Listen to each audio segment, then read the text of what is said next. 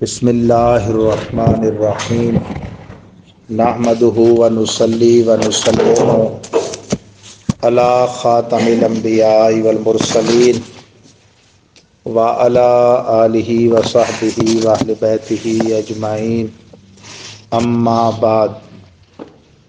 فاعوذ باللہ من الشیطان الرجیم بسم اللہ الرحمن الرحیم وقال الذی اشتراہ من مصر لامرأته اکرمی مثواہ عسى ان ينفعنا او نتخذہ ولدا وكذلك مكنا ليوسف في الارض ولنعلمه من تأويل الأحاديث والله غالب على أمره ولكن أكثر الناس لا يعلمون ولما بلغ أشده آتيناه حكما وعلما وكذلك نجزي المحسنين صدق اللہ العظیم وصدق رسولہ النبی الکریم الامین ونحن علی ذلک لمن الشاہدین والشاکرین والحمد للہ رب العالمین ان اللہ وملائکتہ یصلون علی النبی یا ایہا الذین آمنوا صلوا علیہ وسلموا تسلیما صلی اللہ علی النبی الأمی وآلہ صلی اللہ علیہ وسلم صلاۃ و سلام علیک یا رسول اللہ۔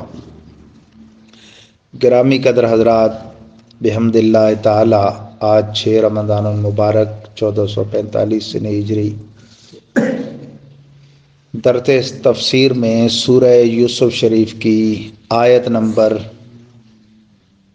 21 22 ان 2 آیات بینات کی تلاوت کی گئی۔ حسب معمول سب سے پہلے ان کا ترجمہ سماعت فرمائیے اور پھر تفاسیر قرآنیہ میں سے بعض تفسیروں کی روشنی میں اس کی تشریح بیان کی جائے گی۔ ارشاد ہوتا ہے وقال الذی اشتراہ من مصر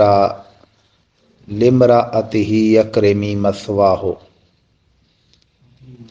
اور بولا وہ شخص جس نے خریدا اس یعنی یوسف کو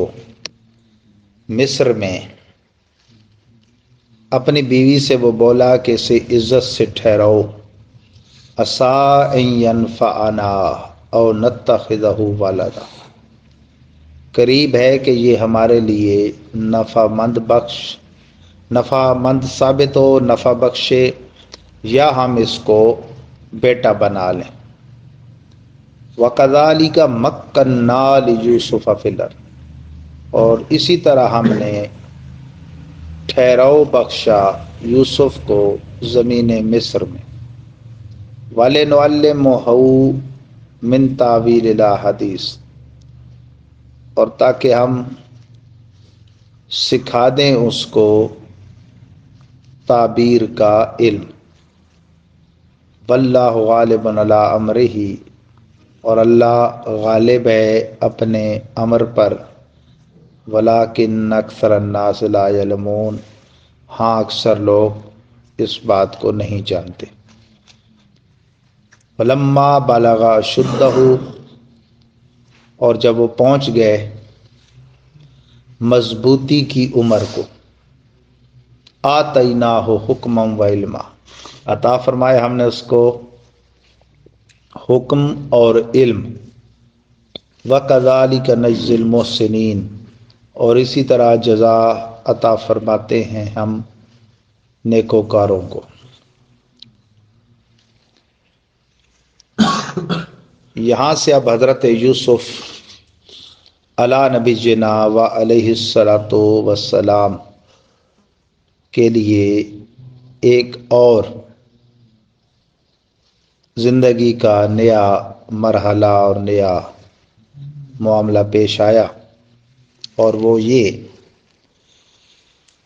کہ وہ قافلہ جس نے کنعان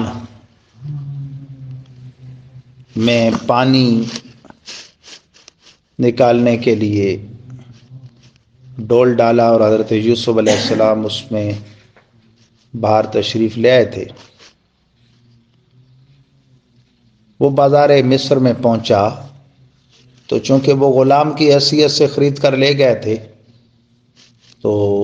انہوں نے غلام کی حیثیت سے حضرت یوسف علیہ السلام کو بازار مصر میں بیچ ڈالا۔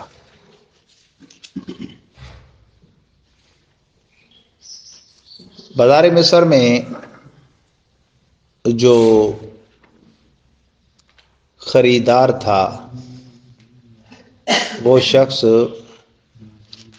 بادشاہ مصر ولید بن ریان کا وزیر مالیات تھا، کتفیر اس کا نام تھا۔ اس نے از خود یا اس کے نمائندوں نے حضرت یوسف کو بازار مصر میں خریدا۔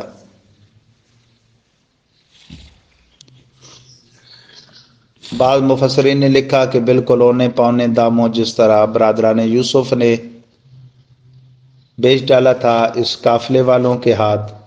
اسی طرح وہاں بھی اس قافلے والوں نے اونے پونے داموں آپ کو بیچ ڈالا۔ اور بعض مفسرین نے یہ لکھا، اگرچہ امام فخر الدین رازی نے تفسیر کبیر میں بعض ایسی روایات کو بڑی شدت کے ساتھ جھٹلایا ہے، لیکن تفسیر روح المعانی اور بعض دیگر تفسیروں میں یہ روایات موجود ہیں کہ ان کے چہرے پر آثار سعادت کو قافلے والے بھانپ گئے تھے اور وہ صرف حرص دنیا اور مال کمانے کے لالچ میں انہوں نے آپ کو بیچا، ورنہ وہ جان گئے تھے کہ یہ بڑی قیمتی متاع ہے۔ تو پھر انہوں نے بیچا بھی بڑے مہنگے داموں، سونے چاندی اور ہیرے جواہرات لے کر انہوں نے بیچا، اور عزیز مصر بھی اپنی سمجھداری سے یہ بھانپ گیا تھا کہ یہ کوئی عام معمولی غلام نہیں ہے، تبھی اس نے بھی یہ بھاری قیمت چکائی۔ اس کی وجہ یہ بنی کہ بھائیوں نے تو بڑی بے دردی کے ساتھ زنجیروں میں جکڑ کے اس قافلے والوں کے ایک اونٹ کے پالان پہ آپ کو ڈال دیا تھا۔ راستے میں جب آپ کنعان میں ہی تھے، ابھی کنعان کا جو قبرستان تھا وہاں اپنی والدہ ماجدہ کی قبر کو دیکھ کر تو آپ دل برداشتہ ہو گئے اور آپ نے اپنے آپ کو وہاں گرا دیا اونٹ سے۔ اب جس حبشی غلام کی ایک کی ڈیوٹی تھی نگرانی کی، وہ تھوڑا غافل ہوا تو یہ کام تو آپ نے کر دیا، لیکن آگے جا کر جب توجہ کی اس نے غلام نے تو آپ کو نہ پا کر واپس آیا، تو اس نے آپ کو وہاں دیکھا تو آپ کو بڑی بے دردی کے ساتھ اس نے مارا پیٹا۔ تو آپ نے بارگاہ رب العزت میں دعا کی تو جناب جبریل امین بڑے جلال کے ساتھ تشریف لائے اور فرمانے لگے کہ اگر آپ کہیں تو میں سارے نظام کو الٹ پلٹ دوں، زمین کو اوپر اور آسمان کو نیچے کر دوں، لیکن بہرحال آپ نے کہا کہ جبریل اللہ بڑا حلیم ہے، بردبار ہے، وہ اپنے غضب میں جلدی نہیں فرماتا، تو ہمیں بھی ایسا نہیں چاہیے۔ لیکن ایک اندھیری چھا گئی اور بالکل اس میں کچھ بھی نظر نہیں آتا تھا۔ یہ کیفیت دیکھ کر اس قافلے کا جو سردار تھا وہ کہنے لگا کہ کوئی زمانہ گزر گیا ہے کہ میں یہاں آتا ہوں، اس علاقے سے گزرتا ہوں اور یہ سفروں کا سلسلہ میرا جاری و ساری رہتا ہے، تو یہ ایسا کیوں ہوا اور اس کی کیا وجہ بنی؟ کیا ہم میں سے کوئی کسی نے ایسا جرم کیا؟ تب وہ حبشی غلام بولا کہ ہاں یہ معاملہ ہوا ہے کہ میں نے اس غلام کو مارا ہے۔ تو وہ سردار کہنے لگا کہ فوراً اس سے معافی مانگو، اور خود بھی حضرت یوسف سے کہنے لگا کہ آپ معاف کر دیں۔ تب وہ جو آندھی چلی تھی اور اندھیرا چھا گیا تھا وہ ختم ہو گیا۔ یوں یعنی دوران قافلہ آپ کی یہ شان دیکھ کر وہ قافلے والے قائل ہو چکے تھے، لیکن پھر حرص و ہوس کی بنا پر کہ یہ قیمتی متاع ہے تو اسے ہم مہنگے داموں بیچیں گے، بہرحال آپ کو پاس رکھنے کے بجائے انہوں نے بازار مصر میں آپ کی قیمت لگائی، اور وہ بولی کے انداز میں وہ قیمت بڑھتی گئی بڑھتی گئی بڑھتی گئی، یہاں تک کہ پھر عام آدمیوں کی یعنی یہ پوزیشن نہیں رہی کہ وہ آپ کو خرید سکے۔ تو اس وقت کا جو بادشاہ مصر تھا ولید بن رجان، تو اس کے یہ خاص مصاحب نے آپ کو خریدا۔ تفسیر حسینی وغیرہ میں وہ واقعہ بھی لکھا ہے جو بعض پرانے اردو کے جو قصص انبیاء ہیں ان میں حضرت یوسف کے حوالے سے لکھا ہے کہ وہ ایک بڑھیا ایک اٹی لے کر، جس کو وہ ایک یوں کہہ لیں کہ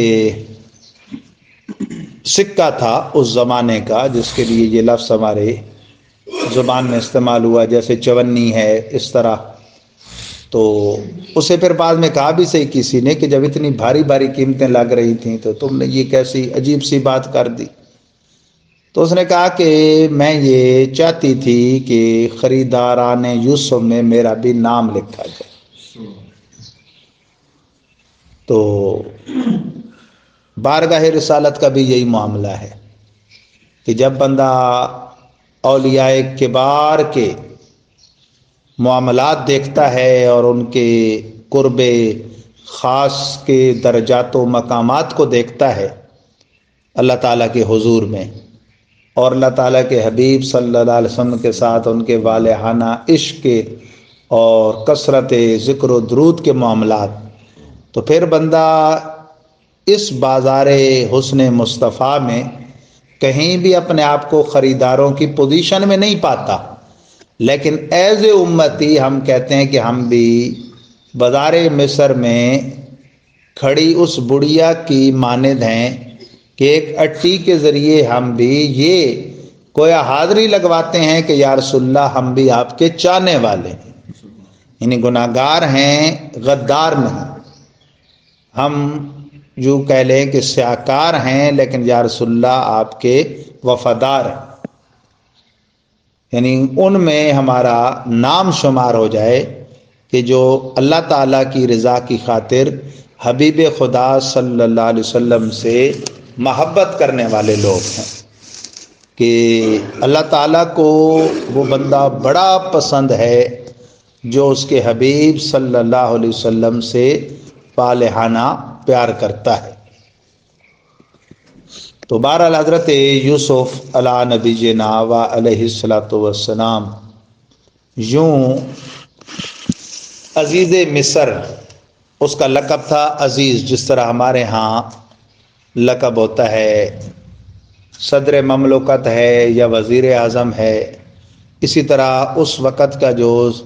صدر تھا اس کا لقب تھا فرعون۔ بعضوں نے تو لکھا ہے مفسرین نے کہ وہی جو فرعون یوسف تھا، حضرت یوسف کے زمانے کا فرعون مصر، اسی نے اتنی طویل عمر پائی کہ وہی پھر فرعون موسیٰ قرار پایا۔ 4000 برس کا زمانہ بتاتے ہیں مفسرین کرام، اور پھر وہ پے در پے حضرت یوسف کی گستاخی، موسیٰ علیہ السلام کی گستاخیوں کے سبب وہ دریا نیل میں غرق ہو کے مرا، اور آج تک اللہ تعالیٰ نے مصر کے میوزیم میں اس کی وہ باڈی جو ہے عبرت کے نمونے کے طور پہ رکھی ہوئی ہے۔ لیکن اکثر مفسرین اس طرف گئے ہیں کہ وہ تھا اسی کی اولاد میں سے، فرعون نام نہیں ہے، وہ ٹائٹل تھا، اس طرح ہمارے ہاں ٹائٹل ہوتا ہے پاکستان کے سب سے بڑے منصب والے کا صدر مملکت، کبھی کوئی ہوتا ہے کبھی کوئی، نام تو الگ ہوتا ہے لیکن وہ ٹائٹل ایک ہے۔ اسی طرح وہ ٹائٹل تھا فرعون، تو وہ فرعون یوسف کی اولاد میں سے تھا فرعون مصر، لیکن وہ شخص نہیں تھا جو فرعون یوسف تھا، وہ تو بالآخر آپ پر ایمان لے آیا تھا اور مسلمان ہو گیا تھا۔ اور جس طرح پھر اس کے مصاحب اعظم کا نام ہمارے ہاں وزیر اعظم ہوتا ہے، اسی طرح اس کا لقب تھا، اس وقت کے جو مصاحب تھا اس کا لقب تھا عزیز۔ تو عزیز مصر یہ تھا کتفیر، جس کے گھر میں آپ آئے، خود وہ خرید کے لایا یا اس کے نمائندوں نے آپ کو خریدا، سونے چاندی ہیرے جواہرات کے عوض، اور بعضوں نے 20 دینار اور نالین یہ اضافی بھی لکھے ہیں، تو یہ دے کر وہ لے آئے۔ تو اس نے اپنی بیوی سے کہا کہ اسے عزت سے رکھو۔ دو باتیں ہیں کہ یا تو ہمارے لیے ویسے نافع ثابت ہو، یا وہ بے اولاد تھے تو کہنے لگا کہ ہم اسے بیٹا بنا لیں۔ اور یہ ایک قدیم زمانے میں منہ بولا بیٹا بنانے کا بہت رواج تھا، اسلام کی ابتدا میں بھی رہا۔ ہمارے آقا صلی اللہ علیہ وسلم کے صحابہ میں سے ایک خوش نصیب صحابی جن کا قرآن پاک میں باقاعدہ نام آیا ہے، ویسے تو صحابہ کی شانیں تو جگہ جگہ بیان ہوئی ہیں، رضی اللہ عنہم ورضوا عنہ کہہ کے اللہ ان سے راضی، وہ اللہ سے راضی، وَكُلًّا وَعَدَ اللَّهُ الْحُسْنَىٰ کے کل صحابہ سے اللہ نے جنت کا وعدہ فرمایا۔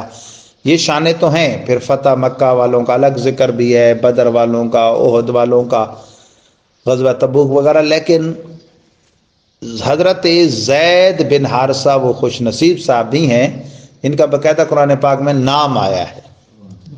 اور جن کے عقد میں حضور کی چچا زاد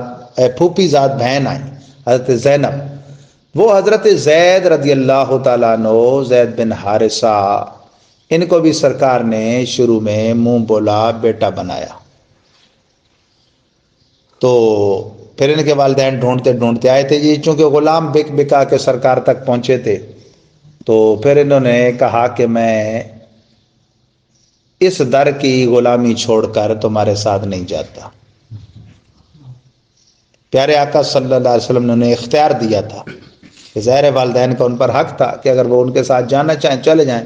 لیکن حضرت زید نے دربار رسالت میں رہنا پسند کیا، تو انہیں بھی سرکار نے، اور پھر بلکہ وہ جہالت تھی نا، تو انہیں پتہ تو نہیں تھا بھائی، جو وہ اپنا قانون بنا لیتے تھے اسی کو وہ معیار سمجھتے تھے، تو معیار تو شریعت ہے۔ ہمارے آقا صلی اللہ علیہ وسلم کے اعلان نبوت سے پہلے وہ جو پیچھے سے قدیم زمانے سے یہ چلا آ رہا تھا، یہ بات میں پوری کر دوں تو اس کے مطابق وہ اسے حقیقی بیٹے کی مانے ترکے میں وارث بھی مانتے تھے۔ اس کی جو بیوی ہوتی تھی اس کو منہ بولا بیٹا بنانے والے کی حقیقی بہو کی طرح سمجھتے تھے۔ تو اللہ کی منشا یہ تھی کہ حضور کی پھوپھی زاد بہن حضرت زینب سرکار کے عقد میں آنی تھی، حضرت زید اور ان کی نہیں بن پائی۔ بظاہر جو دنیاوی ایشو تھا وہ یہ تھا کہ حضرت زید ایک غلام کی حیثیت سے مکہ میں وارد ہوئے تھے، اور سرکار نے منہ بولا بیٹا بنایا، اور یہ عالی خاندان قریشی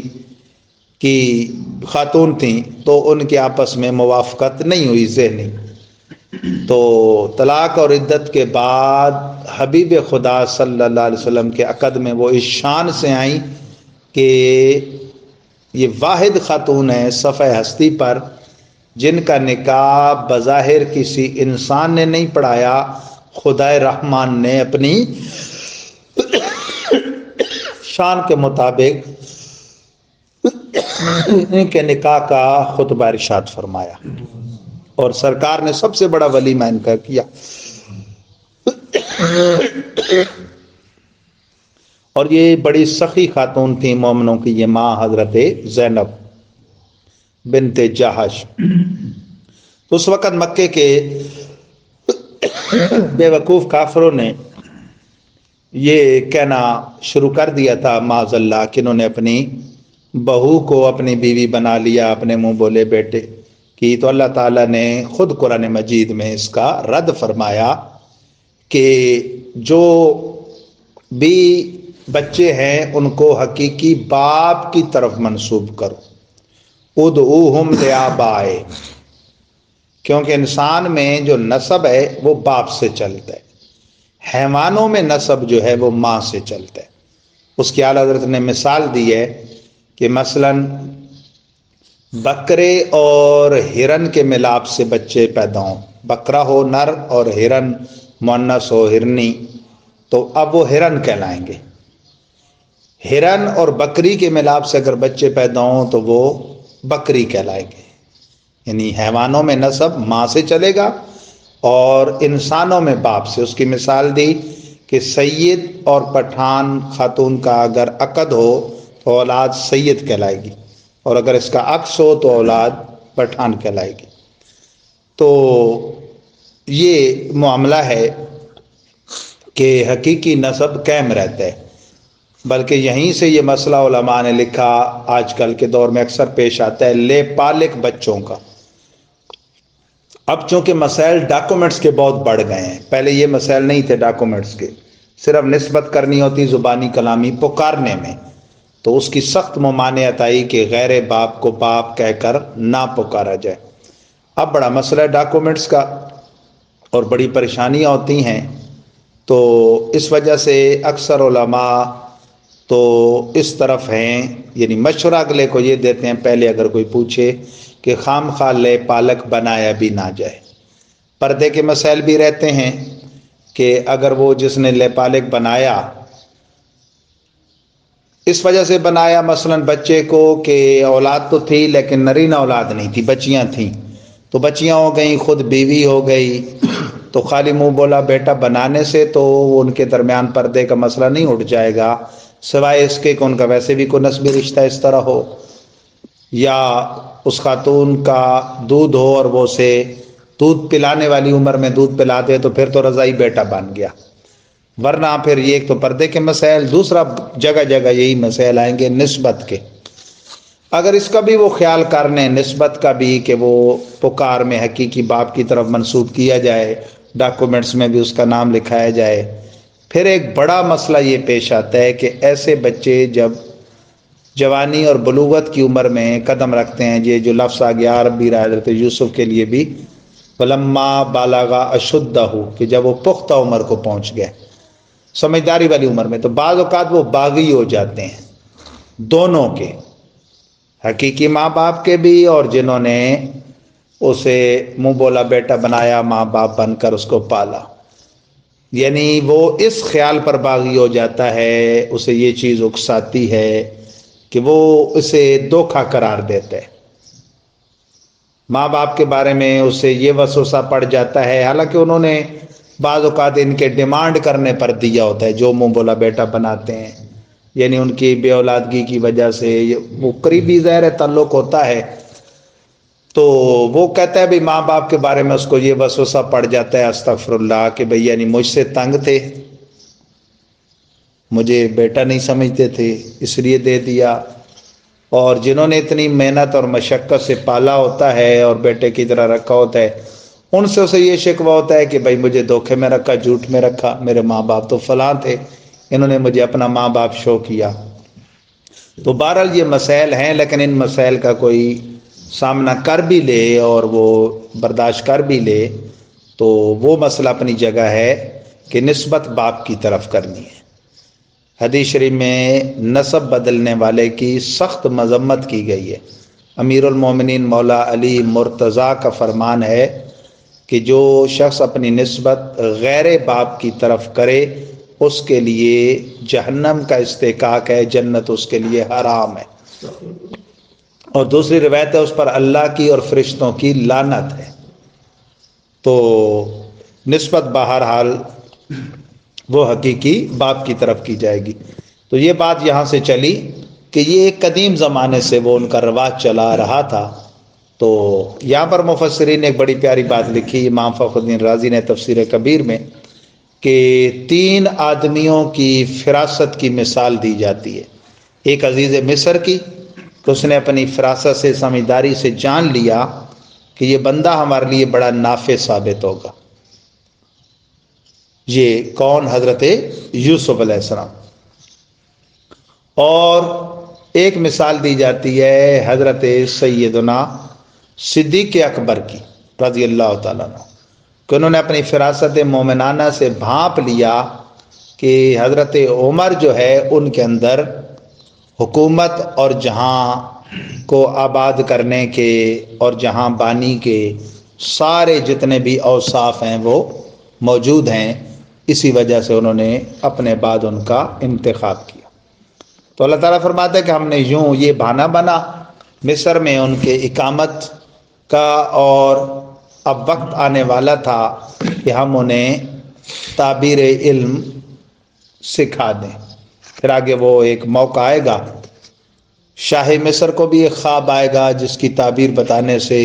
اس کے درباری عاجز آ جائیں گے، وہ حضرت یوسف بتائیں گے۔ اور اسی طرح ایک خواب آئے گا دو قیدیوں کو، مصر کی جیل کے دو قیدیوں کو، اس کی تعبیر بھی آپ بتائیں گے۔ تو اللہ غالب ہے اپنے معاملے پر کہ برادران یوسف نے بالآخر اپنے باپ حضرت یعقوب کے سامنے 70 سال بعد وہ مان لیتے ہیں کہ انہوں نے خطا کی تھی۔ اسی طرح عزیز مصر کے ہاں آپ کے ساتھ ایک زیادتی کی کوشش کی جائے گی جس کا اگلے درس میں ذکر آئے گا، عزیز مصر کی بیوی کی طرف سے، اور وہ بھی بظاہر آپ کو مجرم ٹھہرانے کی درپے ہوگی، لیکن وہ بھی آخر اس کا شوہر مان لے گا کہ عورت تو خطا وار ہے۔ تو جب آپ اس عمر کو پہنچ گئے جسے پختہ عمر کہتے ہیں، اللہ فرماتا ہے ہم نے حکم اور علم دیا۔ مفسرین نے لکھا اگر تو نبوت پہلے سے عطا ہو چکی تھی تو اس سے مراد ہے نبوت کے معجزات اور کمالات اور علم تعبیر جو آپ کو بعد میں دیا گیا، اور اگر ابھی تک نبوت عطا نہ ہوئی تھی تو حکم سے مراد نبوت اور علم سے مراد علم تعبیر۔ تو اللہ فرماتا ہے کہ یہ ایسا کیوں ہے؟ اس وجہ سے کہ ہم نیکوکاروں کو جزا دیتے ہیں۔ یہ آپ کی صبر کا، شکر کا میٹھا پھل تھا جو دنیا میں اللہ تعالیٰ نے آپ کو عطا فرمایا، اور آخرت میں تو انبیاء کی شان ہی وراء الورا ہوگی۔ مشکاۃ شریف کتاب الشفاعت کی حدیث ہے، یشفع یوم القیامت ثلاثۃ الانبیاء ثم العلماء ثم الشہداء، 3 گروہ میدان معاشر میں خاص طور پہ شفاعت کریں گے، انبیاء کرام کا گروہ، علماء کا گروہ اور شہداء کا گروہ، یہ شفاعت کریں گے۔ یعنی میدان معاشر میں لک و دک جو تنہا کھڑا ہوگا اس کو اپنے ساتھ ملا لیں گے۔ شفا اور شین فا عین کا جو مادہ اس کا معنی ہوتا ہے جوڑا بنانا۔ شفاعت کو شفاعت اس لیے کہتے ہیں کہ تنہا کو تنہا نہیں رہنے دیا جائے گا، اسے اپنے ساتھ جوڑ دیا جائے گا۔ اللہ تعالی ہم سب کو بھی انبیاء کرام، علماء حق کا، شہداء کرام، بالخصوص مصطفیٰ جان رحمت صلی اللہ علیہ وسلم کی شفاعت سے ہم کنار فرمائے، آمین۔ صلی اللہ علی النبی الامی وآلہ صلی اللہ علیہ وسلم، صلاۃ و سلام علیک یا رسول اللہ۔ اللہم افتح علینا حکمتک وانشر علینا رحمتک یا ذا الجلال والاکرام۔ ربنا تقبل منا انک انت السمیع العلیم وتب علینا یا مولانا انک انت التواب الرحیم۔ صلی اللہ تعالی علی خیر خلقہ سیدنا مولانا محمد وعلی آلہ وصحبہ اجمعین۔